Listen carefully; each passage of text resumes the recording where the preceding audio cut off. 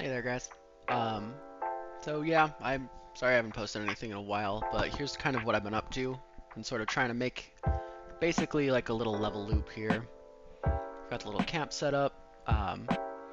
And also the other thing that I've been up to, so I had to scrap the idea for the boat, but I replaced it with this truck.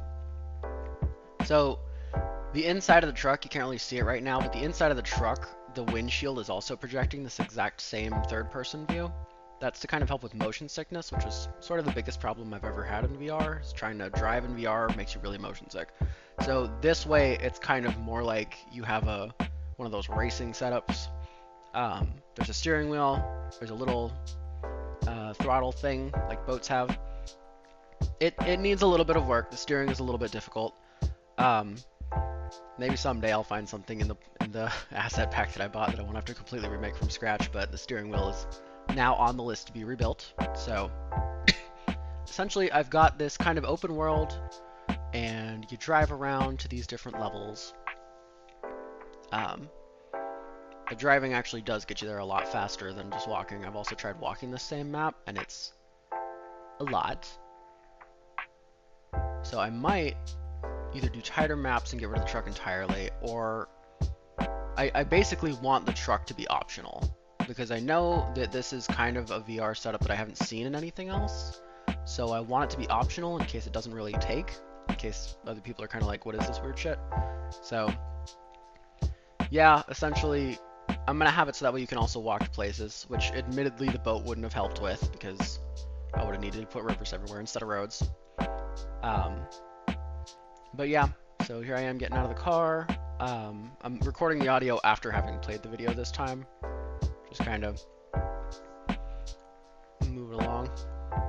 But I made these little test areas so that I could find the level, go through those sliding doors that I made again, and then in this sort of stealth test level, it's kind of so I could test out how the actual stealth mechanics are working.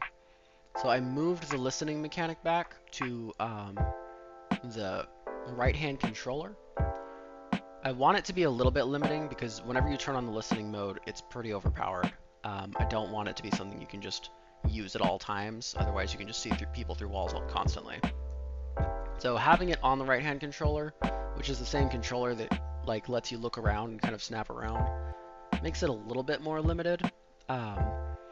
It takes a while for the listening mechanic to fully turn on, so it would be more difficult if I set it up to where it wouldn't let you move while you were listening. At one point I had it on the crouch button, and crouching speed while listening was kind of neat, but as you can see in this clip, I'm leaning on it pretty heavily to be able to find these guys. So I think keeping it from letting you jump or letting you do the snap turns on the controller might be the way to go. Because you have to hold the button down to keep listening, so you can't really get into a gunfight with it. Or maybe you can, I'm not sure yet. I might also just make it a trigger whenever you have the knife, so that only the knife can activate listening mode. The knife respawns infinitely, so now you have an infinite number of knives, basically just a pocket that looks like a knife that will constantly spawn out knives. The knife is lore related, but I also want it to be a backup option for anytime you run out of bullets, because one of my biggest problems with VR in a lot of games is whenever you run out of ammo, there's just no way to fight back at all. Making the enemies visible from a lot of different directions and in a lot of different ways has also been pretty tricky. I've put these giant flashlights on them essentially, that way you can always tell what direction they're looking at and whenever they're sneaking up on you. Even so, I still get snuck up on constantly whenever I give this a try. I don't think I got snuck up on any times during this clip, but they have a tendency to pop up behind me whenever they get into searching mode. So that guy spots you, he waits for a few minutes, or for a few seconds, and then he goes looking for you. And his looking pattern is a little bit more erratic than like a patrol pattern, so I wasn't really sure where he was going to pop up. So I hid around here to wait for him. You can still get a stealth kill off now whenever he's looking for you, which was a thing that I was kind of struggling with. Basically, the only time a stealth kill wouldn't work is if he starts shooting. And if he starts shooting, everybody else is going to start shooting too. So then basically the minute it turns into a gunfight, stealth kills don't work anymore, and there's no way to insta kill. It just becomes a gunfight. And so I think through that I can kind of incentivize playing stealthily, and also make it so that if you want to have the kind of game that's a gunfight, then if you've hoarded up enough resources, enough bullets and such, then you still have that option. The way that I have the enemies attack the player is that they push you. They come to you, and I think that's probably better for VR stuff, because whenever you're in a combat scenario in VR, you really don't want a whole lot of movement running around. It's more helpful to kind of dig into one position, hide behind cover, and just have enemies run up at you. I feel like that ends up working a lot better in VR games. So these guys will run at you, hide behind cover, and then try to find cover again. So I've just killed the last one of them. There's a lever on the wall that unlocks the door. And so, yeah, the doors with the locks and unlocks was another thing that I was kind of working on all today, is making the doors remember that they've been unlocked, essentially. That was something I hadn't really realized I didn't have set up until I tried it. So, yeah, getting the doors to save whether or not they're locked. That way, whenever you come back to a level, they still have that setup, that status. So here I am, spawned back in the world. It put me right back where I was. It put the car right back where I parked it, which was another whole evening of just difficulties. Driving the car, still a little bit finicky. I think I'm gonna have to watch quite a few tutorials on how people actually get car mechanics to work really well. And then I'm gonna have to somehow translate that into the setup that I have, which is more, even more finicky because it's all VR.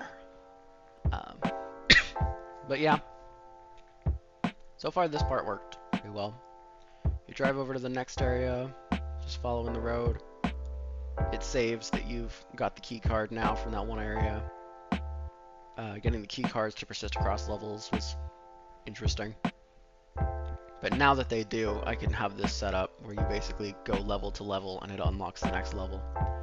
Or certain levels won't be unlocked until you find certain gear. And I can just generally have progression that way. And I think that'll be pretty helpful for making a survival horror game like this. And I don't know if I'm going to have it be horror all the time, or if it's going to be more often than not the survival part and the stealth part, because the stealth part is fun. Like, sneaking around and stabbing those guys in the back is really fun. Here I'm illustrating that the door is locked. And then you put the key card in there, light comes on, door is unlocked. Then you go into here, where it takes you to the procedural maze that I had set up from that other asset pack. And yeah, keep the backpack, keep everything inside of my setup here. There's a part here where I grab the gun, put it inside of the pack. I'm not sure why the camera's moving like that. I think it can't go past the sword. It's getting stuck on the sword, essentially, which I need to work on. But also, I don't know that I'm going to have a sword in the game anyway. I think it's going to be mostly knife. But yeah, there's a part where I take the gun out and then put it on there, and then don't have collision set up and just stare at it like, well, that didn't work. But yeah, it's whatever. I'm going to streamline that in the actual levels anyway. I realized one of the benefits of making the levels in Blender is that I still have the first level from the first devlogs that I made about a year ago. And that's super nice. But yeah, that's kind of what I've been working on, so yeah.